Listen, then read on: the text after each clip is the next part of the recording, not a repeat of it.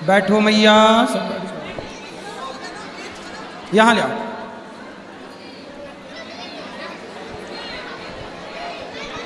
गुरुजी आपके चरणों में कोटि कोटि प्रणाम। गुरुजी जय श्रीमन नारायण। पहले तो गुरुजी मैं आपका धन्यवाद करना चाहती हूँ। मेरे मन में बहुत सारे संशय थे कि मैं राम जी को बिल्कुल नहीं मानती थी। पहले राम जी का मैं बहुत गुस्सा आता था। क्यों? उन्होंने सीता माता को छोड़ दिया था ना, इसलिए मेरे को राम जी का बहुत गुस्सा आता था। मैंने कभी उनकी पूजा नहीं करी, खाली दर्शन करती थी मैं। बाकी कभी भी राम जी की पूजा में कभी करती नहीं थी, ना रामनवमी ना कुछ नहीं करती थी। फिर बाकी आपकी कथा सुनकर मेरे मन के सारे संशय मिट गए। और दूसरा प्रश्न गुरुजी, अब राम जी की करने लगी हो पूजा? हाँ, आराधना करती हूँ। देखो, जो राम के पक्ष में नहीं थे, कथा सुन के वो राम के पक्ष में हो गए, ये कथा का प्रभाव।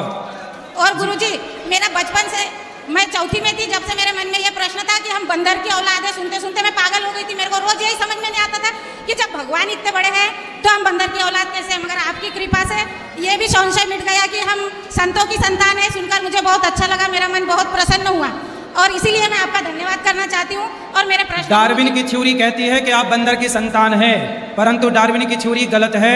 हम भारत के लोग बंदर की औलाद नहीं, ऋषि मुनियों की संतान हैं, इसलिए हम लोगों का गोत्र होता है।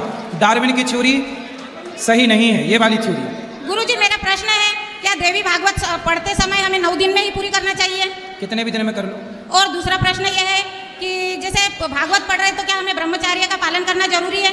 आप भागवत जी पढ़ें, अध्ययन के हिसाब से करें और ब्रह्मचर्य का पालन करें तो अच्छा है, वरना आप घर में हैं और गृहस्थ में हैं, आप पढ़ते रहें, कोई दिक्कत नहीं। और दूसरा प्रश्न है गुरुजी, हमारे यहाँ पितरों का पिंड क्या साल भर में कर दिया जाता है?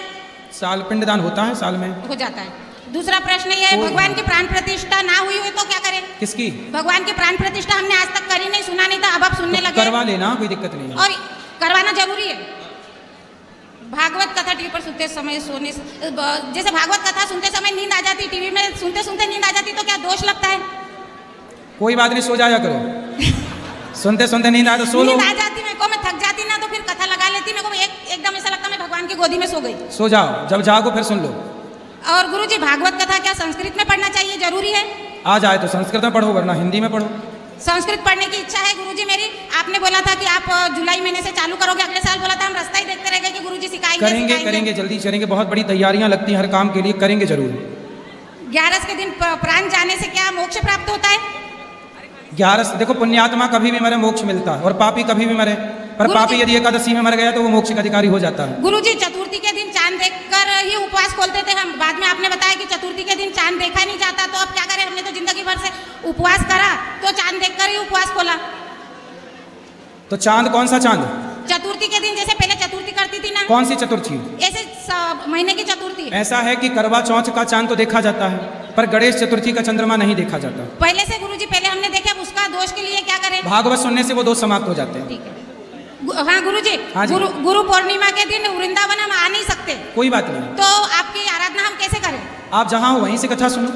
कथा सुने, बाकी जैसे कुछ भी हमको दान दक्षिणा करना है वो जहाँ हो वहीं से भिजवा सकते हैं। और गुरुजी जैसे अभी मिलेंगे ऊपर माताओं से मिलकर प्रसाद पाइएगा। एक गुरुजी हमारे वहाँ पर आते हैं, यानी पूरे गांव ने उनको गुरुजी बना रखा है, कथावाचक है वो गुरुजी, हमारे द्वार पर आते हैं। क्या गुरु पूर्णिमा के दिन हम उनकी पूजा कर सकते हैं? हाँ, कर सकते हैं। गुरु भाव से, गुरु तो हमने आपको ही बनाया है, बाकी गुरु भाव से दूसरे की पूजा कर सकते हैं।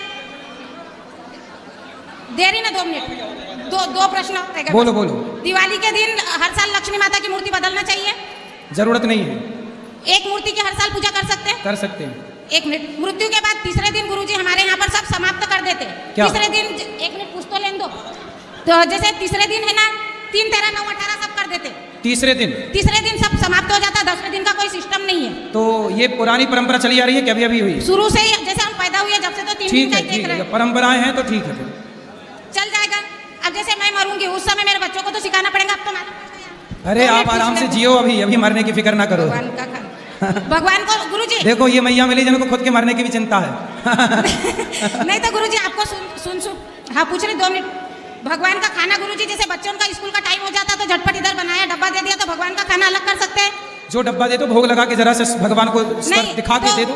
कई बार ऐसा होता है पूजा बाद में करते हैं हम, कोई बात खाना जल्दी बना लेते हैं, भगवान के लिए अलग निकाल देते हैं। प्रश्न हो रहे बस। ठीक है गुरुजी, जैसे आप बोलते हो कि पर जाति में विवाह नहीं करना चाहिए, तो ये भगवान जी के जो पोते हैं, जो आपका नाम है, तो उन्होंने राक्षस की बेटी से विवाह करा। कौन सी राक्षस? बाणासुर। वो तो अलग ही हो गए ना। नहीं, बाणासुर देखो वो दूसरे दिन राक्षस नहीं है। हाँ, गुरुजी जैसे मेरी मौसी मर गई, उनकी रुद्राक्ष की माला है, तो क्या मैं उससे माला कर सकती हूँ? आप तुलसी की माला से जाप करो। चलो ये दे दो, भैया को दो। राधे राधे गुरुजी जी। मैं मजौली से आया हूँ। मेरा ये प्रश्न है कि आज का युवा जैसे गलत संगत में पड़ रहा है, दारू सिगरेट, तो गुरुजी उनको उस चीज़ से हटाकर, मतलब मैं तो नहीं करता, मेरे दोस्त हैं, तो उस चीज़ से हटाकर भगवान प्राप्ति की ओर कैसे ले जाएं? कथा सुनवाओ, सत्संग कराओ, सही होंगे सब लोग। बात करनी है, यहाँ जाना बात इनको, बहन को, ये हाँ वो उनको हाँ जी बोलो।